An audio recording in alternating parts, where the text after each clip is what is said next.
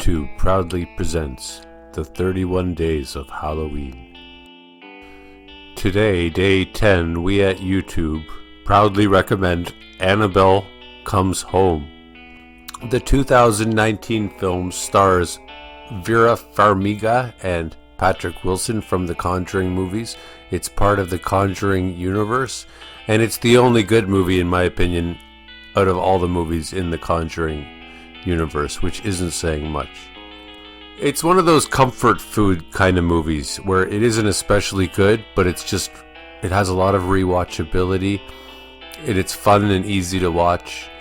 It's got good scares, and it's got the sentimental warmth of a Stephen King movie. In other words, it's like a kid's horror movie. So the setup is that Ed and Lorraine Warren have to leave the house, so they hire a babysitter for their daughter, and then all hell breaks loose in their house because of the Annabelle doll. This is the only movie in the Conjuring movie universe, to my knowledge, that takes place almost entirely in one house, which gives it a intimate and even intimately claustrophobic feel. Claustrophobically intimate. The babysitter and her friend are both attractive white girls, which is always important. I always say, give me attractive chicks in a haunted house, and I'll already like your movie. I don't care how bad it is. The actresses were in their 20s at the time, so you can't call me... Well, you can call me a scumbag, but not too much of a scumbag.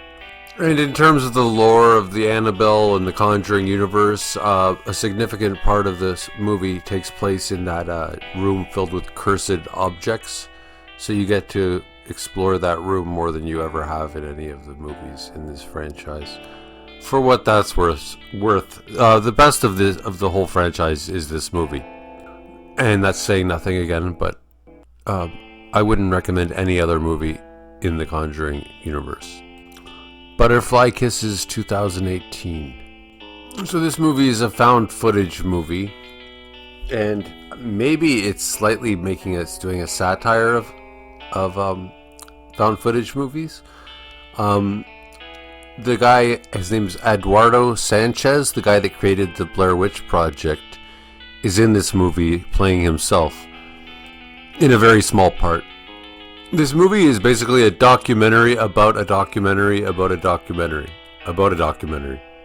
So the movie is the story of a guy who finds a documentary and he wants to prove that it's real, so he goes around interviewing people that were in the documentary. And it's a documentary of him making this documentary. And basically his whole life gets ruined because nobody believes in the documentary he found that it's real. He loses his wife, he loses everything. So that's kind of like a subplot of the story, is this guy like putting everything in his life, putting everything into making this movie, and it completely failing, and his entire life being ruined by it. So yeah, that's one plot. The other plot is the subject matter of the documentary that he's making the documentary about, which is some creature where you can only see him if you stare down a long tunnel for an hour without blinking, which I think is kind of a bad touch, because who the hell can do that? Nobody can stare for an hour without blinking. But if you do stare for an hour without blinking, then this guy will come, this monster, and every time you open your eyes, he'll get a little closer. Every time you blink, he'll come closer. And it gets complicated. Like, they can't do it without blinking, so instead they film for an hour, because they say, well, the camera's like an eye. So they film down the tunnel for an hour. And as a result, every time they take footage with the camera, the creature appears in the video, and every time it's a little bit closer. So yeah, it's an overly complicated premise, but it works because it's really spooky the way it's shot, this monster, and the panic that ensues. And also, the one plot about the guy whose life is being ruined because he's throwing everything into this movie that's failing is both humorous and pathetic. You don't usually have a main character who's just such a loser, who's failing so tremendously. I've probably watched this movie a dozen times, and I think it's one of the best horror movies of that decade. I might even say it's one of the top 100 movies I've ever made. The Rocky Horror Picture Show, it's debatable whether it's a horror, but you know what? If you're a straight guy, then this is a horror movie, because it's creepy as hell. I avoided it when I was a kid. We made fun of the kid who brought it over, because we're like, what the hell's wrong with you? You're gay. Because I'm 48, so back then it was more acceptable to be homophobic. And I didn't have the guts to watch this movie until I was in my late 20s or 30s or something.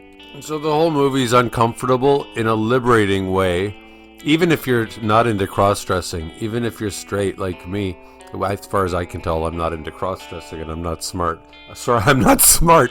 I'm not gay.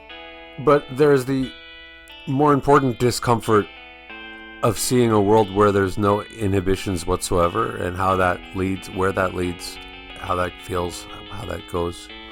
This movie is a masterpiece in that the overall theme of the story is never deviated from, and it's just taken to its logical conclusion, and everything is relevant to the subject, to the storyline. For example, even the music is relevant because it's complete excess, so of course they'd be singing like idiots. And whereas most movies have to shoe in their sex appeal, and it's obvious that they're just doing it to get people to watch, like, you know, horror movies where the girl's running through the forest and her shirt comes off or whatever, or the girl's taking a shower during the horror movie. This is a kind of movie where the sex is necessary because it's a movie about excess. So I'm saying the plot of this movie gives the movie a free pass to do all the debauchery it wants, all the violence it wants. And that's a rare thing, and that's what part of what makes this movie something of it's a masterpiece as far as a movie can be a masterpiece. Saw 10, which came out a couple years ago, is easily the best of the series. Maybe it's arguable whether the first one is the best or this one is. I would say this one is. And the main reason being that this is the one movie where the Jigsaw killer is the main character of the entire movie. He's practically in every scene. Which proves what everybody with a brain knew all along, which is that the Saw movies require the actor, Tobin Bell, require the Jigsaw killer to be in it and featured in them.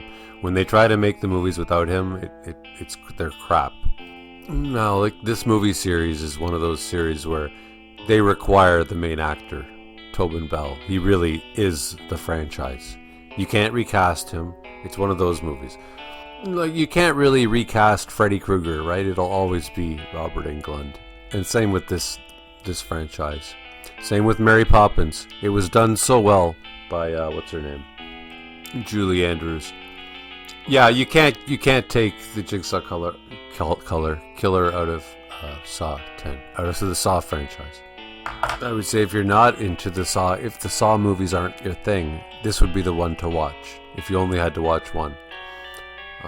And watching this one, I don't think it really spoils the reveals of the first one or other ones. And finally, Mercy Black. This movie came out in 2019, and it's probably also one of my top 100 horror movies ever made.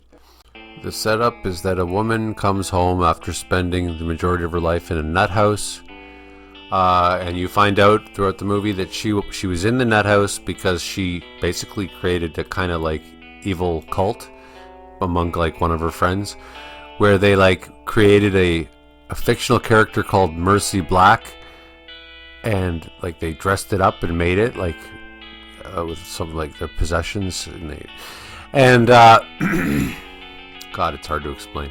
And they like essentially did a sacrifice. They sacrificed one of their friends to this Mercy Black character that they invented, and then they became convinced that Mercy Black was real.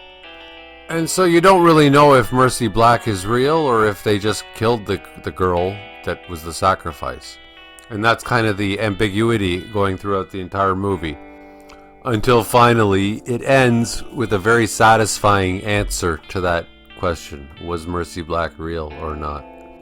And the actress Janine Garofalo is in the movie, which is weird because nobody's seen her in like 20 years.